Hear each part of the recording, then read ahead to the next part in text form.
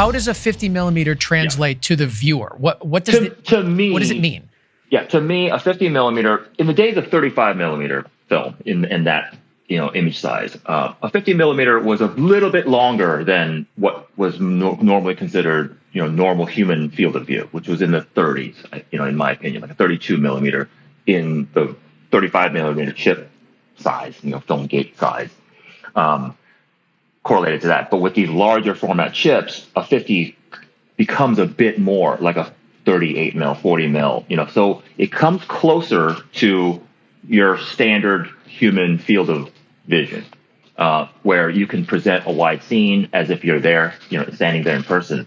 But what really is the power of these lenses, especially with the close focus ability, but also the hyper shallow depth of field, is once you start getting close to subject, it gets claustrophobic and you don't even know where to focus because there's one eyelash in focus, and it really, really directs the viewer's eye to what you kind of want to see, but there's also so much extra texture around. And within a scene, that's really kind of builds, visual character in that it's truthful to the scene where, whatever it may be, Marty is really, really stuck in between a rock and a hard place, and he has decisions to make. So you can see what's kind of going on in the background and blobbery, but it's the focus is really there, and it really makes you feel.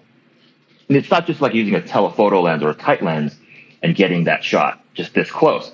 It's something different to have a slightly wider lens like a 50 being that close and that claustrophobic, and you think you can almost see breath. You can see. It's like it's less. Anxiety. It's almost less about the foreground and more about the background. What those almost lenses do. It is. You're absolutely getting the viewer within a depth.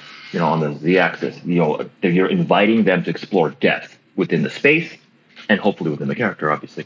And then sometimes we would just move without correcting for focus, and then you would be straining. The viewer would be straining to kind of stay with it for a second. There's a great shot. And again, Liam probably hates me for saying this because to him it was messed up. But it's the end of episode 7 when Ruth is in the truck and she's driving. It's the last shot of the episode, and she belts out this fuck, and it just cuts out. But that was take one. That was re-rolled on the rehearsal, and she's sitting there, and the camera's moving in, and it's a F1 on a slider that's moving into a subject. And oh my god! And then she just takes a pause, and as Julia does, and she's an amazing, just a sight to behold.